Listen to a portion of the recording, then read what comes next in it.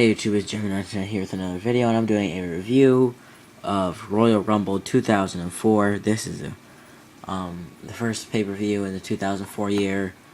It was in the Wachovia Center in Philadelphia, Pennsylvania, Sunday, January 25th, 2004. There was 17,289 in attendance, and yeah, pretty sick looking cover. This is what the poster was. A few differences. There's not a lot of promotional stuff on here, but this was like what the poster was, like the John Cena thing and the Royal Rumble. Pretty cool. There's the disc. Get to the insert in a minute. All eyes on the prize. The road to WrestleMania starts in Philadelphia tonight. Pretty cool tagline, I guess that's what you call those. Got Triple H, Shawn Michaels, Rey Mysterio on the back. Let me get to the extras. I'm going to start out with the Sunday Night Heat match. Molly Holly versus Victoria, and I think this was Victoria's return match. She had been gone a while or something like that, I'm pretty sure. But, yeah, in this match, it was pretty good. I don't really remember how long it was, and it doesn't have a time on the Wikipedia page. And it was a good match, good return match for Victoria. She ended up getting the win. This would start their feud for WrestleMania or whatever. And the shave the head thing or whatever, she shaved Molly's head, but Victoria ended up hitting the Widow's Peak and winning the match. Good match. I'm going to give that a 7 out of 10. Good Divas match. 7.5. It was pretty good. The next match was the first match at the Royal Rumble show. Evolution or Ric Flair and Batista versus the Dudley Boys, Bubba and Devon.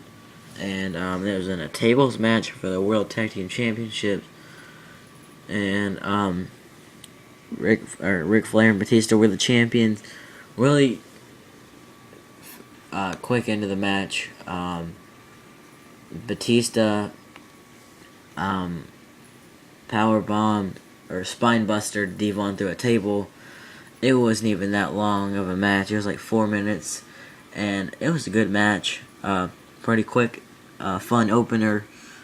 Tables match too to start off the show. I'm gonna give that a 8 out of 10. It was good.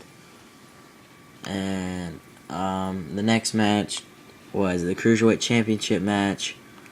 Rey Mysterio versus Jamie Noble with Nydia for the Cruiserweight Championship. And this was a quick match. Jamie Noble at the time was with Nydia, and she was doing the gimmick thing where she was blind or whatever. And yeah, he just ended up Rey Mysterio just ended up getting a 619 really quick, like 3 minutes in, and like 3 minutes into the match, Rey Mysterio hit a 619, got the pinfall, and retained the title. Pretty quick match, but it was fun to watch. 8 out of 10. The next match was Eddie Guerrero versus Chavo Guerrero, and this went about for 8 minutes.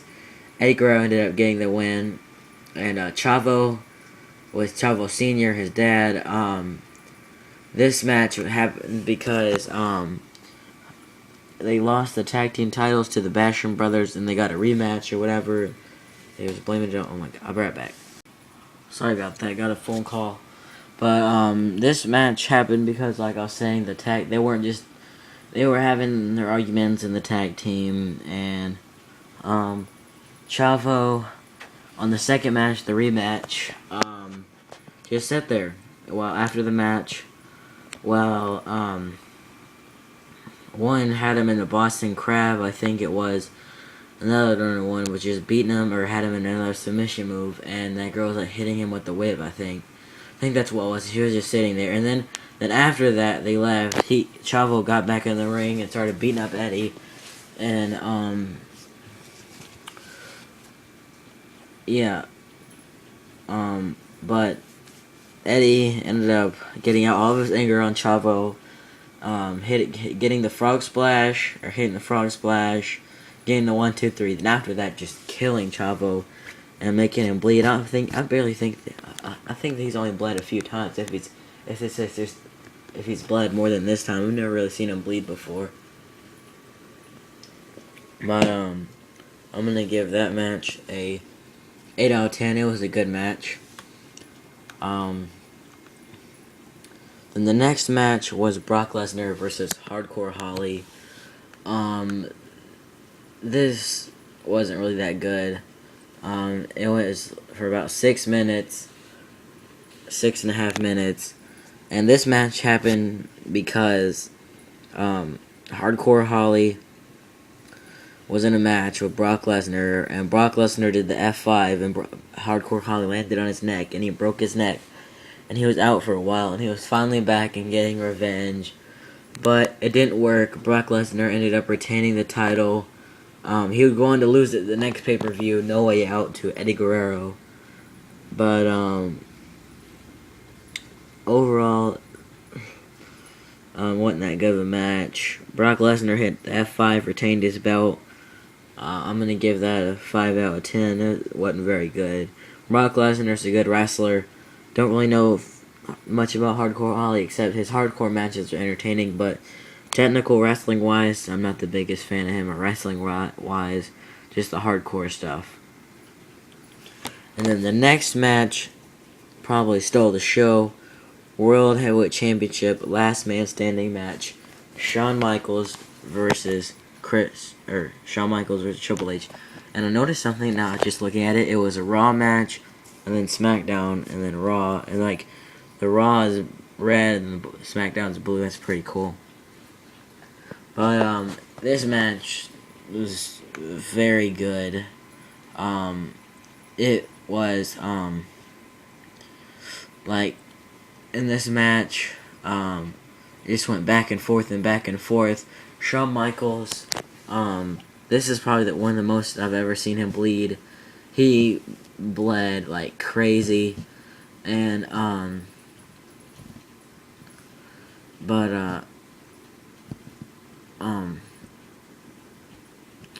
this was just crazy.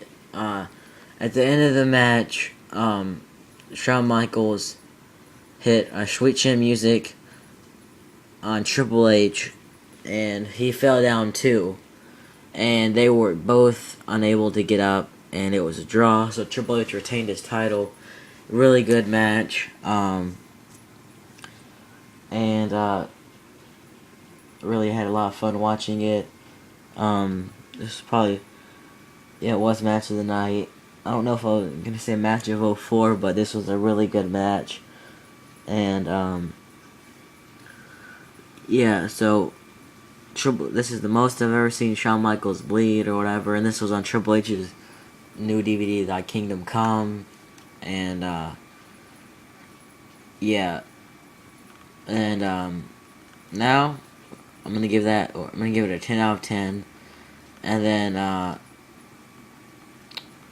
I'm gonna give this I don't know why I'm saying that, but, next is the last match, the main event, Royal Rumble match, and, these people came in first, Chris Benoit and Randy Orton, and I'm gonna try to do this thing where I say the eliminations and stuff, but I might not be able to because I don't really remember them all, and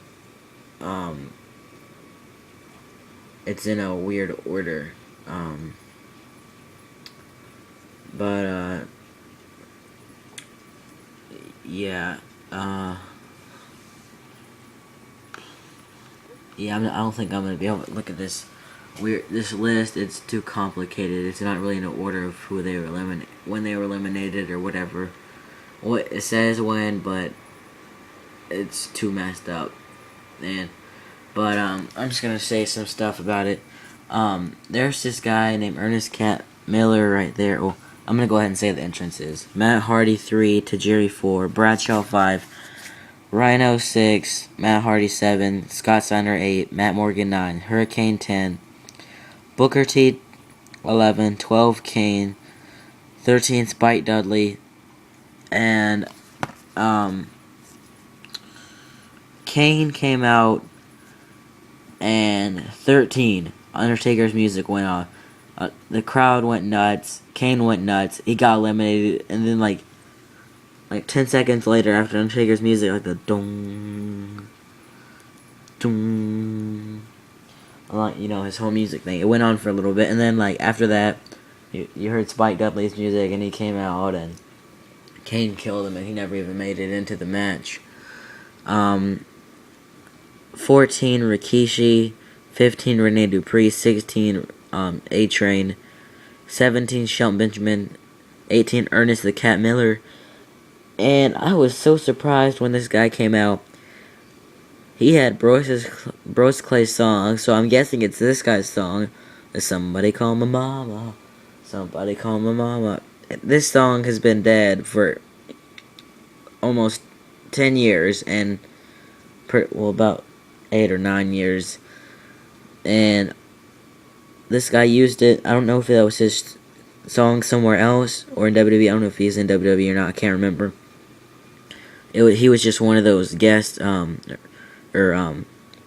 special Royal Rumble people. And then Kurt Angle 19, Rico 20, 21 Test, Christian 22, Nunzio 23, 24 Big Show, 25 Chris Jericho, 26 Charlie Haas, 27 Billy Gunn, 28 John Cena, 29 Rob Van Dam, and 30 Goldberg. And to let you know, Chris Benoit was in this match the whole time, and it was crazy. He lasted an hour and 1 minute and 30 seconds. And before I keep going, I forgot to say that Test, he was supposed to come out, his music went off, and then it went back to the backstage, and then it showed Test laid out, and it was showed Special Enforcer or whatever it was, Stone Cold screaming, "If you're gonna beat him up, get out there, go, right now." And then after that, Mick Foley's music went off. Randy Orton was freaking out, and he ended up eliminating Randy Orton or whatever, and just a good surprise guest or whatever, but he ended up staying for a little bit. I think he had the feud with Evolution and Randy Orton or whatever. Goldberg or whatever eliminated Brock Lesnar came out. Goldberg was looking at him because Goldberg had said something to him earlier in the night, and then Kurt Angle eliminated Goldberg, and then he got mad or whatever, I think, or maybe it was the other way around. I'm not for sure. I think it was. Can't remember. Let me see. Yeah, it was Kurt Angle. And, yeah, Goldberg freaked out, and that's what set up for the match at WrestleMania 20. Trying to think if anything else happened in this that was spectacular or anything special.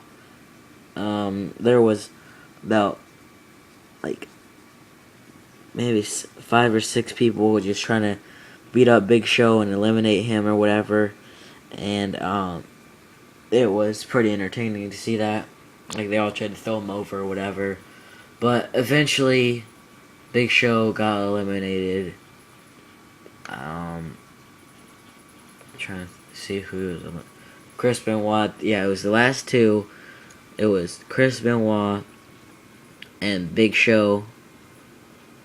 And at the end, it was Chris Benoit hanging over the ropes.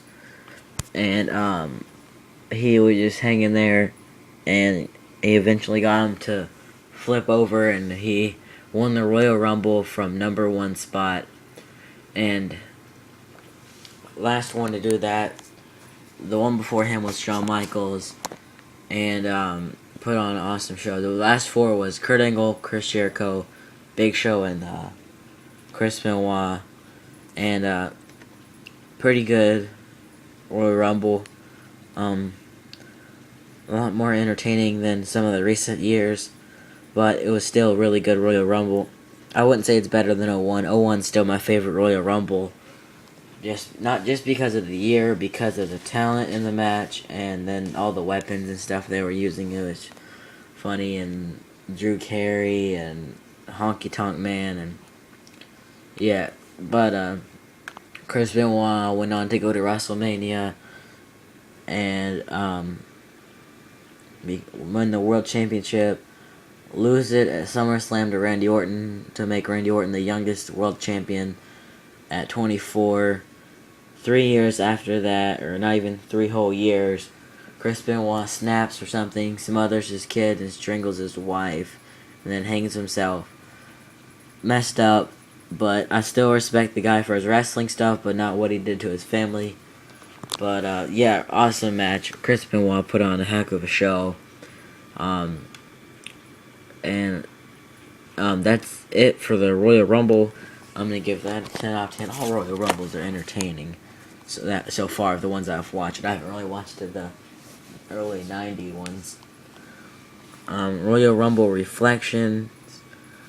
That was just like a Royal Rumble promo to get it or these are the extras, or get it pumped up or whatever, and make people want to see it. Shawn Michaels versus Triple H, just like the promo for their match. Brock Lesnar versus Hardcore Holly, Eddie Guerrero and Chavo. Those are just the promos for their matches. And then Sunday Night Heat, Eddie Guerrero, and he was being interviewed. I don't really remember what the interview was about. Mark Henry and Theodore Long, they came out there, and Theodore Long was like, "There's a bunch of racist crackers" or something like that. It was weird, but and then he was like talking to Funaki. He was like, "SmackDown #1 announcer." He was like, "You a minority too." He was like, "But that's off topic. Mark Henry's gonna win the Royal Rumble and go on to WrestleMania." Wait, he might not even been in the Royal Rumble. Maybe he didn't get a spot. Maybe he went in there to get a spot and he didn't. I don't see him on the Royal Rumble list. Oh yeah, he was number 3. Never mind. Yeah, he was number 3 to come in, and he was eliminated pretty fast. But after that, it was Kurt Angle interview. Don't remember much of that. I think it was just him saying that he's gonna win the Royal Rumble or whatever. Holly Victoria already talked about that. Shawn Michaels and Triple H aftermath. It just shows them in the back or whatever. Shows that Shawn Michaels being walked out, or then Triple H being stretchered out, and they're in the back, and Shawn Michaels' back hurts, and they can't even pick up Triple H to put him on the thing because it's hurting him, so they just like leave him on the stretcher or whatever. It's crazy. Royal Rumble moments, and I was just showing some of the highlights of the show. I was thinking that was gonna be like old Royal Rumble moments, but no, it was just highlights. But it was a good show. You should definitely try to get this. Yeah, I'm gonna give this show a 8.5 out of 10. But yeah, that's my review for Royal Rumble 2004, and that's about it. Don't forget to comment, rate, subscribe. Bye.